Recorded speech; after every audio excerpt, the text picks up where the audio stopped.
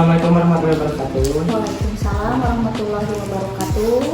Baik, sebelumnya izin memperkenalkan diri, nama saya Atif Usmana dari IKIP Siliwangi, program studi pendidikan sekolah dasar. Nah, di sini saya bertujuan untuk mewawancarai Ibu. Apakah Ibu bersedia gitu untuk meluangkan waktunya? Ya, bersedia. Baik, mungkin saya ucapkan terima kasih Bu udah bisa meluangkan waktunya untuk saya wawancarai. Baik Ibu, sebelumnya apabila berkenan, bolehkah Ibu memperkenalkan diri, nama Ibu siapa? Baik, nama saya Weni Amalia Rini. Saya panggil saja Bu Weni. Untuk saat ini Ibu mengajar di kelas berapa Ibu? Saya mengajar di kelas 5. Kelas 5. Kalau boleh tahu, Ibu sudah berapa lama mengajar di sekolah ini? Kalau saya kurang lebih sudah 3 tahun. Apakah Ibu bisa menceritakan secara singkat gitu mengenai profil sekolah ini? Boleh. Sekolah ini adalah Sekolah Dasar Negeri Sariwangi yang berada di Kampung Kulina, Desa Sukatani, Kecamatan Haurwangi, Kabupaten Cianjur. Akreditasi sekolah ini adalah B. Kalau boleh tahu, kurikulum yang digunakan saat ini apa ya?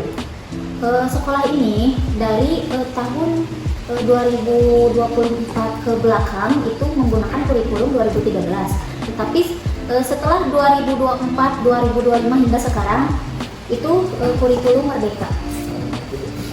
Sejak kapan kurikulum Merdeka ini diterapkan di sekolah ini dan apa itu alasannya? Sejak tahun 2024. Alasannya mengapa diterapkan kurikulum Merdeka, karena kurikulum Merdeka itu lebih ke pembelajaran yang bermakna, yang relevan, yang fokus pada pembelajaran kebutuhan siswa. Baik Ibu, kalau boleh tahu sejak kapan kurikulum Merdeka ini diterapkan di sekolah ini dan mengapa itu alasannya? Sejak tahun 2024. Alasannya diterapkan kurikulum Merdeka itu karena supaya lebih ke pembelajaran yang bermakna. Guru pun lebih fleksibilitas dalam waktu gitu. Terus mendorong siswa untuk lebih aktif berpikir kritis dan memberikan otonomi lebih kepada sekolah dan guru. Bagaimana struktur kurikulum yang diterapkan di sekolah ini khususnya pada mata pelajaran atau mata lokal? Struktur kurikulum di sekolah ini terbagi menjadi yang pertama itu ada intrakurikuler, yang kedua itu ada profil penguatan profil pelajaran Pancasila yang proyek ke-5 itu. Nah, mata pelajaran wajibnya itu terdiri dari ada PKN, Indonesia, Matematika, PAI, IPAS. Nah, kalau P5 itu masuk ke kokurikuler, ya kokurikuler atau ekstrakurikuler.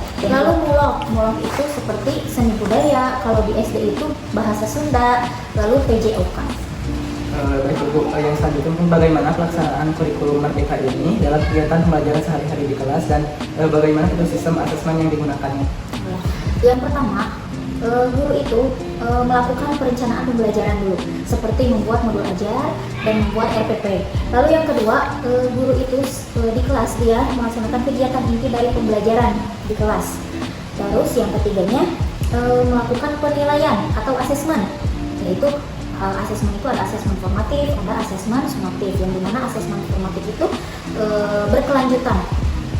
Kalau sumatif itu nilai akhir. Lalu yang terakhir ada refleksi, bagaimana nantinya antara guru dan murid itu melakukan umpan balik. Baik Ibu, metode apa atau model apa itu yang sering digunakan dalam proses pembelajarannya pada sekolah ini yang berkaitan dengan kurikulum? Kalau model metode yang sering digunakan pada sekolah ini, kalau saya sendiri sering menggunakan metode ceramah karena anak-anak terbiasa dengan metode ceramah. Tetapi di sekolah ini juga diterapkan model atau metode PBL atau PJBL. Menurut Ibu, sejauh mana kurikulum Merdeka ini relevan dengan kebutuhan siswa dan konteks budaya sekolah? Sangat jauh, karena ada beberapa faktor yang mempengaruhi atau mempertimbangkan dalam merancang kurikulum. Yang pertama, kebutuhan karakteristik siswa. Yang kedua, standar kompetensi. Yang ketiga, pengembangan keterampilan. Lalu dalam konteks budayanya yang mendukung itu seperti integrasi budaya lokal, seperti materi ajarannya itu kayak cerita rakyat seperti itu. Apa saja tantangan utama yang sering dihadapi Ibu sendiri dalam menerapkan kurikulum Merdeka ini? Kalau Kalau bagi saya tantangan yang paling sangat menantang untuk saya itu yang pertama keterbatasan sumber belajar dan sarana.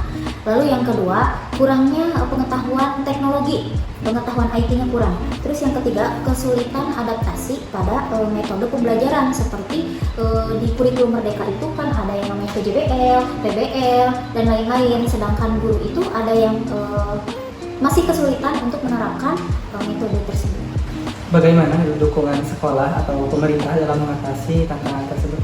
Nah, kalau dukungan dari pemerintah itu menyediakan platform digital seperti kayak TV, Smart TV, terus adanya PMM yang sekarang menjadi RCTK, terus pelatihan fintech untuk bagi guru yang kurang dalam IT. Kalau dukungan dari pihak sekolah itu yang pertama adanya Kombel. Nah, itu untuk mendorong supaya guru itu aktif gitu. Terus yang kedua peran kepala sekolah sebagai coaching. Lalu yang ketiga alokasi waktu pelatihan sama seperti BIMTEK juga yang dilaksanakan oleh kepala sekolah. Apa dampak penerapan kurikulum Merdeka ini terhadap perkembangan belajar siswa? Pada kurikulum saat ini memiliki dampak yang sangat signifikan. Yang pertama, apalagi pada ranah kognitif. Ranah kognitif itu adanya peningkatan kemampuan, pembelajaran berbasis konsep, lalu kemandirian belajar. Lalu pada dampak afektif yaitu sikap, itu mempengaruhi pengembangan karakter, profil pelajar Pancasila, empati, lalu motivasi dan minat belajar. Lalu yang ketiganya dampak terhadap psikomotornya. Yang pertama peningkatan keterampilan, lebih ke keterampilan praktis, digital, lalu kreativitas dan inovatif. Apa kurikulum ini membantu siswa lebih mengenal budaya dan lingkungan sekitarnya? Ya, karena pada kurikulum ini ada yang namanya proyek penguatan profil Pancasila yang dimana di situ bisa mengaitkan dengan kehidupan sehari-hari. Menurut Ibu, apa kelebihan utama kurikulum Merdeka ini? Kalau kelebihan kurikulum Merdeka itu menurut saya yang pertama pembelajaran lebih mendalam. Lalu yang kedua kemerdekaan pada siswa untuk memilih pembelajaran. Contohnya ketika si anak itu tidak mau masuk ke IPA, dipaksakan tidak akan betul, maka anak itu masuklah ke IPS seperti di jenjang SMA. Nah, lalu yang ketiganya ada pengembangan karakter holistik. Yang keempatnya lebih relevan dan interaktif. Kalau bagi guru sendiri itu lebih fleksibilitas pada perangkat ajar gitu. Jadi tidak dibuat ribet gitu. Kayak dari SPP berubah menjadi modul.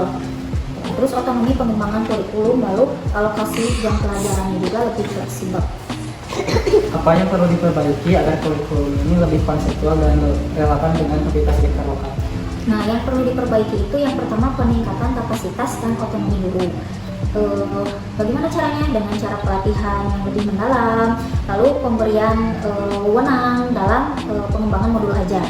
Lalu yang kedua adanya pelibatan komunitas atau tokoh lokal. Bagaimana caranya? Yang pertama membangun kemitraan strategis. Yang kedua pemanfaatan lingkungan sebagai sekolah. Lalu yang ketiga mengintegrasikan bahasa dan cerita lokal. Terus yang ketiganya pengembangan sumber daya ajar yang adaptif.